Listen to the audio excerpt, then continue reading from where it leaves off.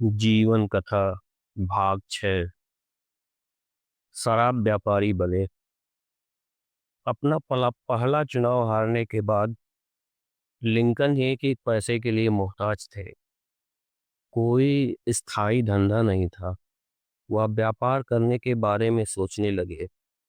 उसी समय न्यू सलेम गांव में हडसन नाम के दो व्यापारियों ने एक स्टोर खोला था, लेकिन ये अपने व्यापार से ऊब गए थे। दोनों भाई इस स्टोर को बेच रहे थे। एक भाई ने लिंकन के दोस्त बेरी को अपना हिस्सा बेच दिया। दूसरे भाई ने अपना हिस्सा उधार में लिंकन को बेच दिया। वैसे भी स्टोर खरीदने के लिए लिंकन के पास धन नहीं था, लेकिन लिंकन अपनी ईमानदारी के लिए चर्चित थे। अतः उन्हें उधार में स्टोर मिल गया। अपना हिस्सा बेचने वाले व्यक्ति ने बाद के दिनों में स्वीकार किया कि उसने अपना हिस्सा लिंकन की ईमानदारी पर छोड़ दिया था। यद्यपि उसे अपना रकम वसूल करने में काफी समय लगा, लेकिन उस समय उसे यही खुशी थी कि उसे न्यू सलेम गांव के व्यापार से छुटकारा मिल रहा था। स्टोर का नया नाम बेरी एंड लिंकन रखा गया। दोनों को अन्य व्यापारियों से भी अधिक उधार सामान मिल गया था। यद्यपि न्यू सलेम गांव की आबादी कम थी, अतः स्टोर अच्छी तरह से नहीं चल रहा था, लेकिन शराब की बिक्री अधिक थी। अतः बेरी और लिंकन ने अपने नाम से शराब बेचने का भी लाइसेंस ले लिया। व्यापार चल निकला, लेकिन बेरी स्वयं शराब के आदी थे और स्टोर की शराब का ही सेवन करने लगे। उधर लिंकन की रुचि अध्ययन में बढ़ रही थी। बचे हुए समय में वह किताबें ढूंढने के लिए भटकते रहते थे। दुकान में जो ग्राहक आते थे उनसे बौद्धिक चर्चा करते थे। लिंकन महिला ग्राहकों से बहुत डरते थे, उनसे बात तक नहीं करते थे। धीरे धीरे महिलाएं स्टोर से दूर होने लगी। बेरी और लिंकन की रुचि के क्षेत्र अलग अलग थे, अतः व्यवसाय में बहुत मेहनत नहीं हो पा रहा था। धीरे धीरे व्यवसाय चौपट हो गया। दोनों ने इसे एक अन्य व्यापारी को उधार में बेच दिया। वह व्यापारी भी घाटे के कारण स्टोर बंद करके भाग गया।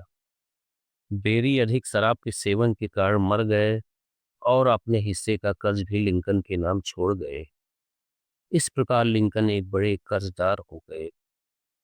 यद्यपि लिंकन चाहते तो आसानी से दिवालिया होकर कर्ज से मुक्त हो सकते थे, लेकिन उनकी आत्मा ने इस काम के लिए गवाही नहीं दी।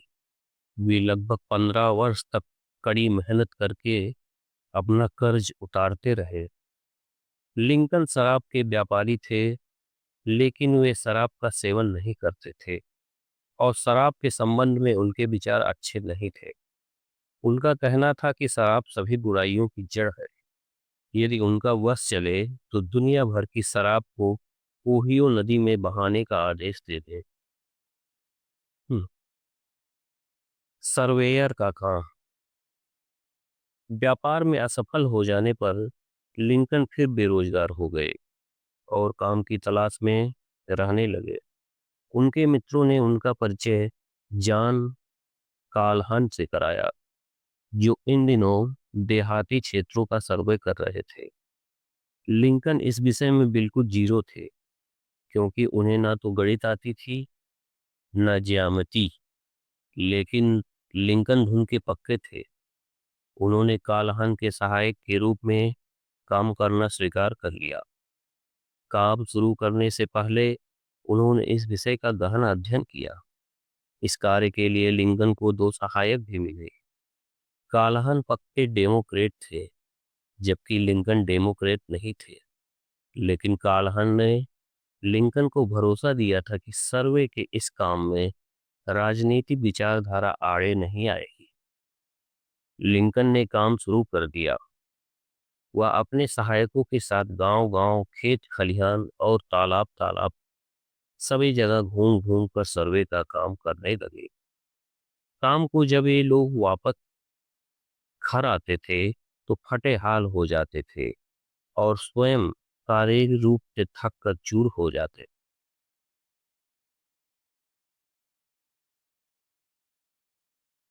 लेकिन लिंकन ने अथक प्रयास करके समय पर अपना काम पूरा कर दिया। अधिकारियों को काम की गुणवत्ता पसंद आई। लिंकन को अंतर्राज्यीय सर्वे का काम दिया गया। अब तक लिंकन सर्वे के काम में निपुण हो चुके थे। वह सर्वे का काम तब तक करते रहे जब तक उन्होंने वकालत का काम नहीं शुरू किया। सर्वे के काम से लिंकन को कुछ आमदनी भी हुई, जिससे उन्होंने अपने असफल व्यवसाय का कर्ज भी उतारा। एक बार तो लिंकन जब पहाड़ी क्षेत्र में सर्वे का काम कर रहे थे, तो उनके कर्जदारों ने उन्हें घेर लिया और सर्वे का सामान तथा घोड़ा छीन लिया। लेकिन चूंकि लिंकन को क्षेत्र के लोग जानते थे और लिंकन को सबका मददगार समझा जाता था, अतः स्थानीय लोगों की मदद से उनका घोड़ा और सामान वापस मिल गया। पहला प्यार।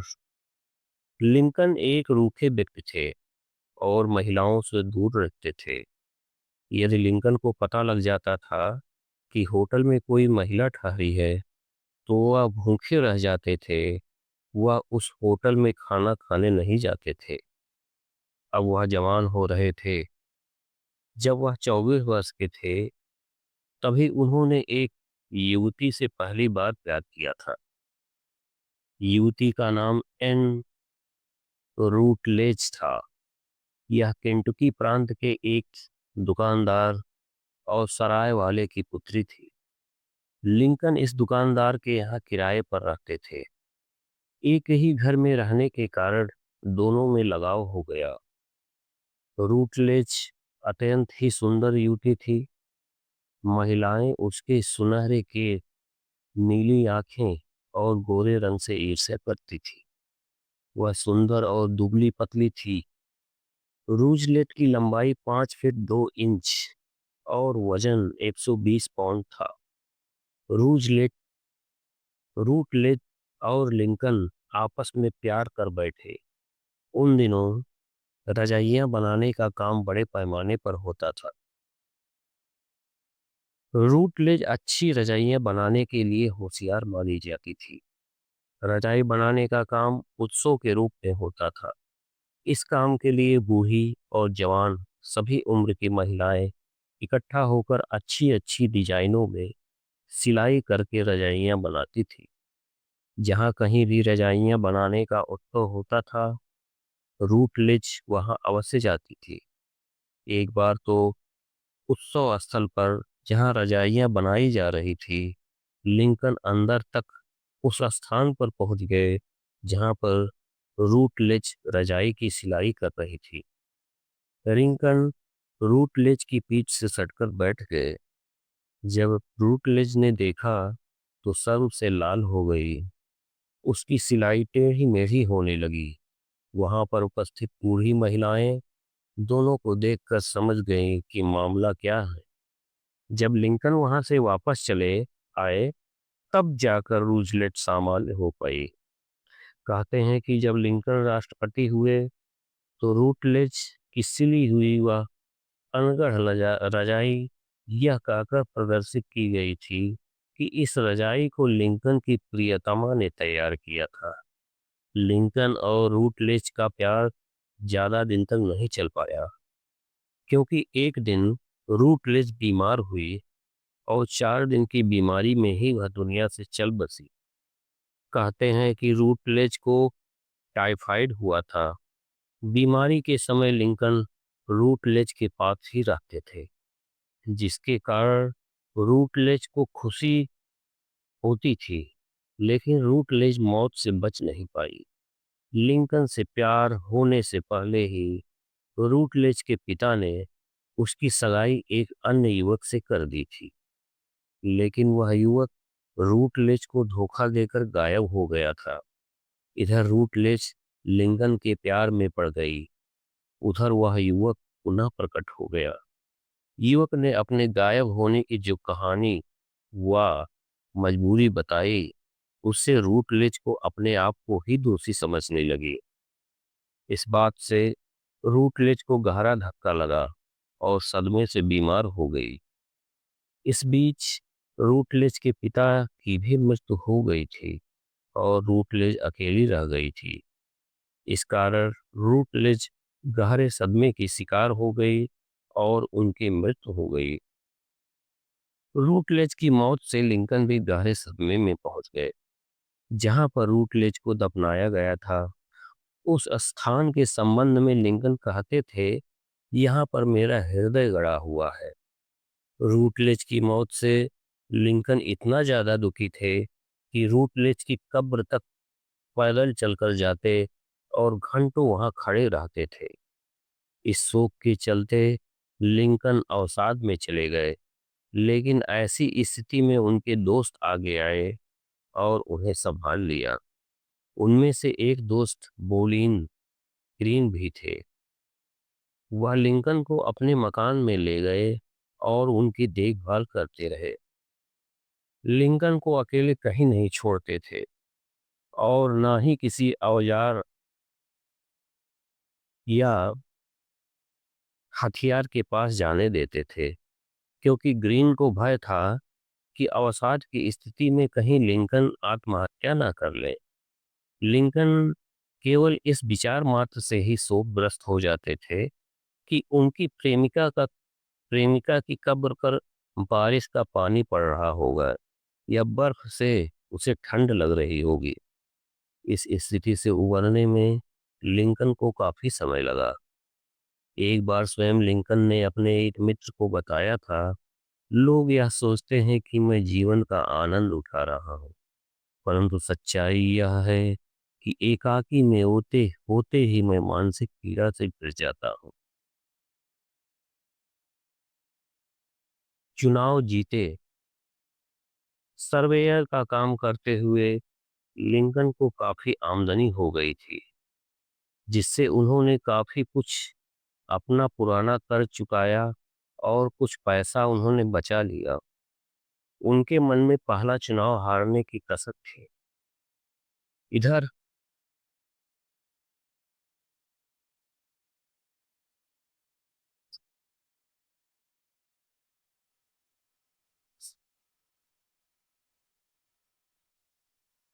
इधर 1834 के चुनाव में लिंकन को पुनः उम्मीदवार बनाया गया।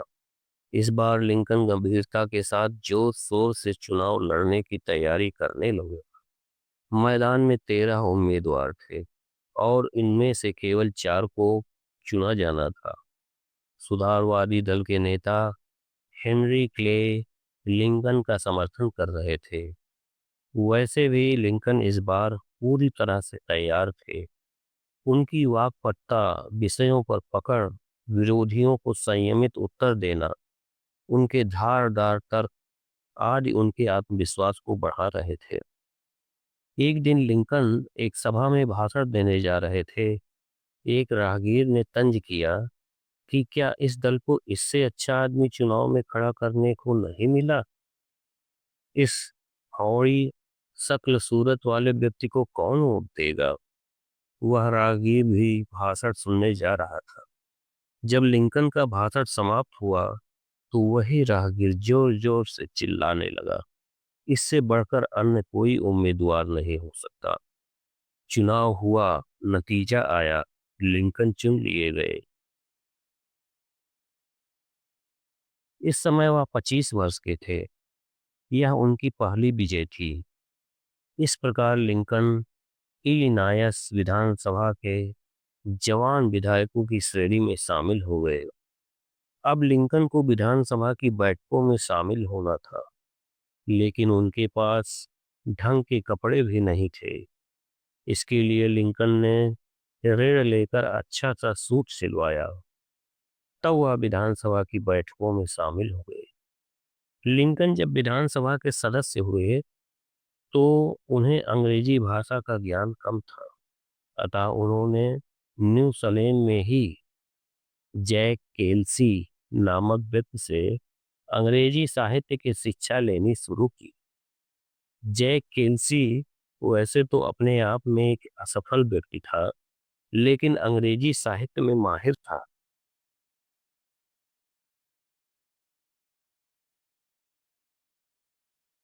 केल्सी हेमलेट और मैकबेथ जैसी उच्च कोट की किताबों को जुबानी सुना देता था।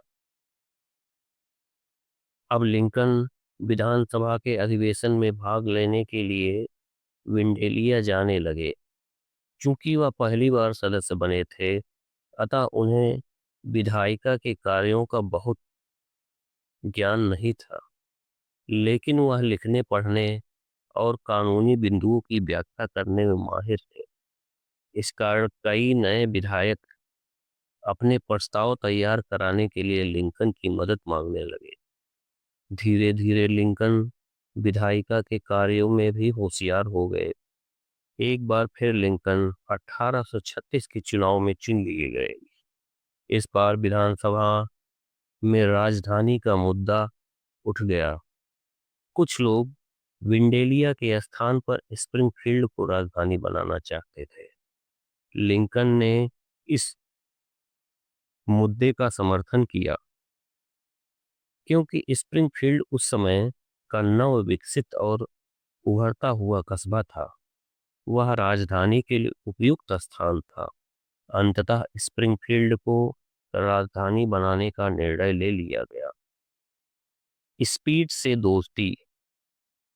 इधर लिंकन की राजनीतिक महत्वाकांक्षा बढ़ती जा रही थी। साथ ही उन्हें अब हाई कोर्ट में वकालत करने का लाइसेंस भी मिल गया था। अतः उन्होंने न्यू सलेम को छोड़कर स्प्रिंगफील्ड में बसने का निर्णय लिया। लिंकन ने अपना छोटा मोटा सामान एक घोड़े पर लादा तथा न्यू सलेम के अपने दोस्तों से विदा ले ली। यद्यपि उन्हें न्यू सलेम छोड़ना अच्छा नहीं लग रहा था, क्योंकि यहीं से उनके जीवन के अच्छे दिनों की शुरुआत हुई थी और संघर्ष और गर्दिश के दिनों में न्यू सलेम में ही उन्हें पनाह मिली थी। यहाँ पर दोस्तों ने भी उनका भरपूर मदद की थी, लेकिन अब उनकी आगे की जिंदगी का भी सवाल था। अतः न्यू सलेम को छोड़ना जरूरी हो गया था। इस यात्रा में गंतव्य तो निश्चित था, लेकिन बाकी सब कुछ अनिश्चित था। स्प्रिंगफील्ड पहुंचकर लिंकन के सामने सबसे पहले निवास की समस्या आई। यहाँ पर उनकी कोई जान पहचान नहीं थी। वह सीधे एक तरुण व्यवसायी के स्टोर में घुस गए। व्यवसायी का नाम जेसुआ था। जेसुआ स्पीड था। इस स्टोर में लिंकन ने सबसे सस्ता बिस्तर देखा। समस्या यह थी कि उनके पास धन तो था नहीं, और यह सामान भी काफी रकम का था।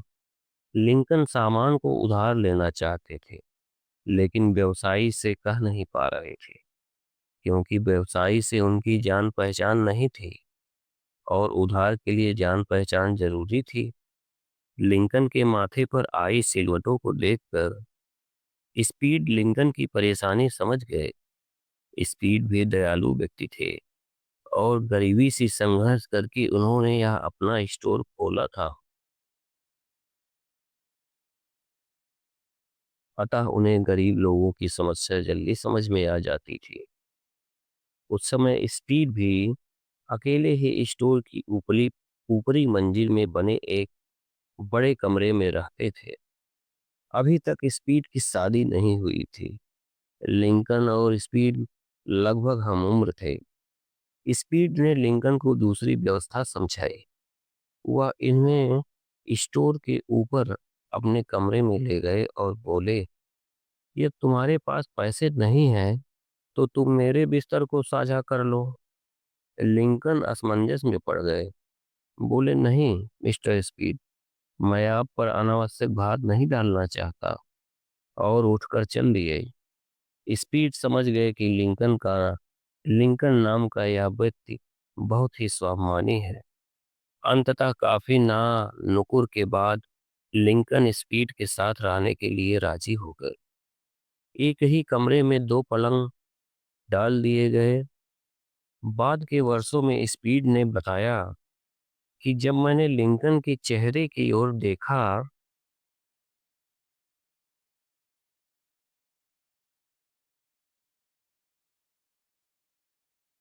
तो मैं भावुक हो गया, क्योंकि इससे पहले इतना उदास और पीड़ा भरा चेहरा मैंने कभी नहीं देखा था। इसलिए मैं हर तरह से लिंकन की सहायता करने के लिए तैयार हो गया। अब लिंकन अपना दायरा बढ़ाने में जुट गए। सामान्यतः जो लोग स्पीड के दोस्त थे और स्पीड के संपर्क में थे, वे सभी लिंकन के भी दोस्त हो गए। स्प्रिंगफील्ड में नौजवानों का एक ग्रुप बन गया था, जो लिंकन की वाकपटुता और विचारों से प्रभावित था। यहीं पर लिंकन की भेंट संगमों जर्नल के संपादक सिमोन फ्रांसिस और वहीं के जाने माने वकील स्टुअर्ट से भी हुई। फ्रांसिस तो जैसे लिंकन के मुरीद ही हो गए। उन्होंने लिंकन को लेखन की ओर प्रेरित किया और वादा किया कि वे जो कुछ भी लिखेंगे उसे संगमो जर्नल में छापा जाएगा। हम्म, वकालत। स्प्रिंगफील्ड में लिंकन और स्टुअर्ट की भेंट भी लिंकन के लिए फलदायी सिद्ध हुई। स्टुअर्ट के पास कानूनी पुस्तकों से भरी पूरी एक लाइब्रेरी थी, जो एक सफल वकील के लिए जरूरी होती है। स्टुअर्ट ने लिंकन को अपना साझेदार बना लिया। इससे एक तो लिंकन को वकालत जमाने के लिए पापड़ नहीं बेलने पड़े, और स्टुअर्ट को भी वकील के साथ ही साथ लिंकन के रूप में एक राजनीतिक साथी मिल गया। स्टुअर्ट में भी राजनीतिक अभिलाषा थी। उस समय वकालत के पेशे में काफी मेहनत करनी पड़ती थी, क्योंकि उन दिनों न तो मुंशी रखने का प्रचलन था और न ही टंकड़ आदि की सुविधा थी। अतः वकीलों को स्वयं ही अपना सारा काम हाथ से लिखकर करना होता था और कागजों को भी संभाल कर स्वयं ही रखना पड़ता था। लिंकन लेखन के कार्य में प्रवीण थे। उनका हस्तलेख भी सुंदर था। स्टुअर्ट भी अच्छे वकील थे। दोनों की मेहनत और कार्यकुशलता से वकालत का काम अच्छा चल रहा था। वे लोग ज्यादातर दीवानी के मुकदमे लड़ते और मुवक्किलों से मिली फीस को आधी आधी बांट लेते थे। इस बीच 1839 में स्टुअर्ट प्रतिनिधि सभा के सदस्य बन गए। अतः लिंकन अकेले ही अपने वकालत के पेशे में लग गए। अमेरिका के राष्ट्रपति बनने से पहले यदि अब्राहम लिंकन के वकालत के पेशे का मूल्यांकन किया जाए तो बड़ी आसानी से कहा जा सकता है कि लिंकन ने लगभग 20 वर्ष तक असफल वकालत की थी। इस असफलता का मुख्य कारण था कि वकालत के पेशे के लिए जितनी चतुराई, दंड फंद और झूठ सच की घेराबंदी की आवश्यकता होती है, वह लिंकन में नहीं थी। वह अपने मुकदमे में भी